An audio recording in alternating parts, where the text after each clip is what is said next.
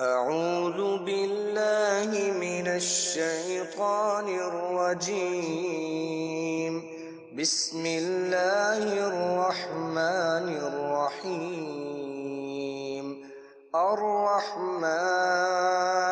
علم القرآن خلق الإنسان علمه البيان. الشمس والقمر بحسبان والنجم والشجر يسجدان والسماء رفعها ووضع الميزان ألا تطغوا في الميزان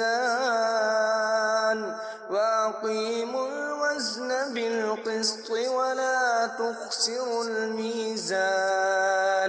والأرض وضعها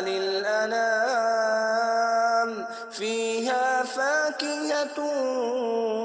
والنخل ذات الأكمام والحب ذو العصف والريحان فبأي آلاء ربكما تكذبان خلق الإنسان من صلصال كالفخار وخلق الجان من مارج من نار فبأي آلاء ربكما تكذبان رب المشرقين ورب المغربين فبأي آلاء ربكما تكذبان مرج البحرين يلتقيان بينهما برزخ لا يبغيان فبأي آلاء ربكما تكذبان يخرج منهما اللؤلؤ والمرجان فبأي آلاء ربكما تكذبان وله الجوار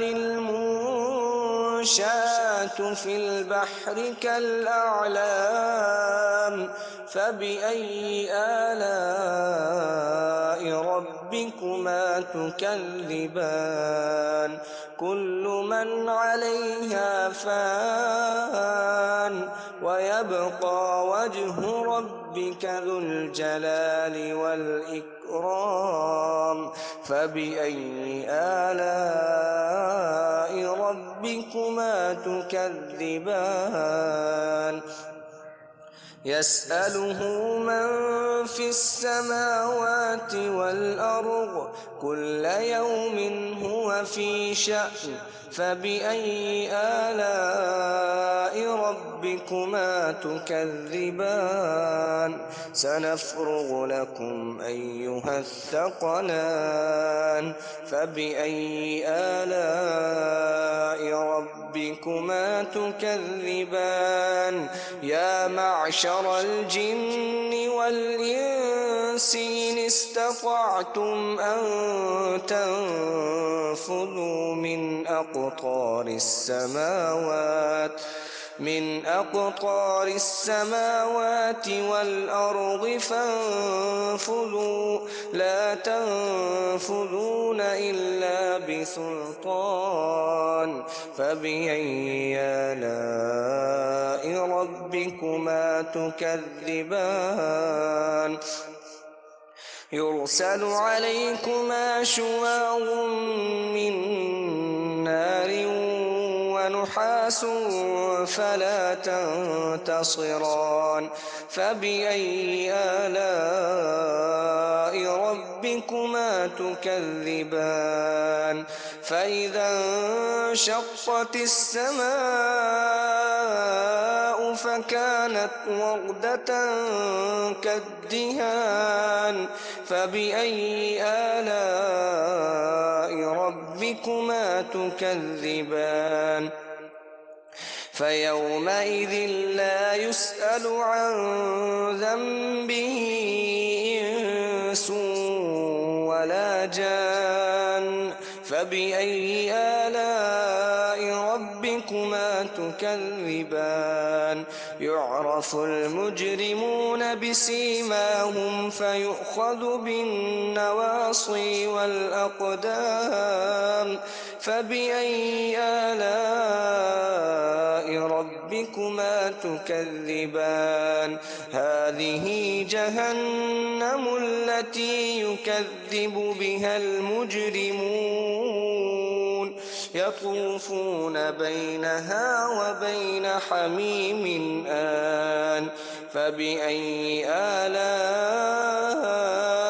ربكما تكذبان ولمن خاف مقام ربه جنتان فبأي آلاء ربكما تكذبان ذواتا أفنان فبأي آلاء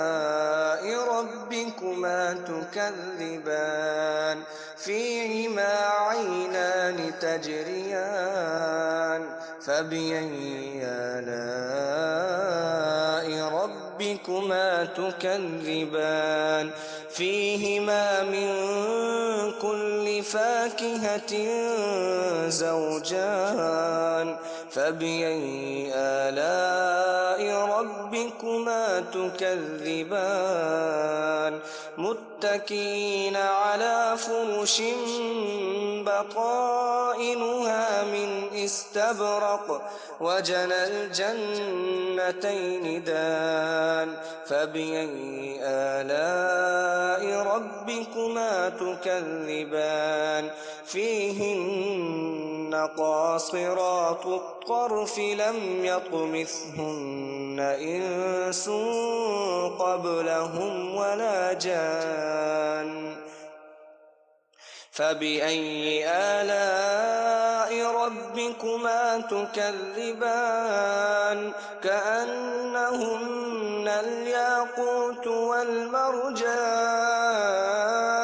فبأي آلاء ربكما تكذبان هل جزاء الإحسان إلا الإحسان فبأي آلاء ربكما تكذبان ومن دونهما جنتان فبأي آلاء ربكما تكذبان مدهامتان فبأي آلاء ربكما تكذبان فيهما عينان نضاختان فبأي آلاء ربكما تكذبان فيهما فاكهة ونخل ورمان فبأي آلاء ربكما تكذبان فيهن خيرات حسان فبأي آلاء ربكما تكذبان حور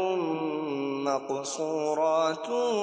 في الخيام فبأي آلاء ربكما تكذبان لم يطمثهن إنس قبلهم ولا جان فبأي آلاء ربكما تكذبان متكئين على رفرف خضر وعبقري حسان فبأي آلاء ربكما تكذبان تبارك اسم ربك ذي الجلال والإكرام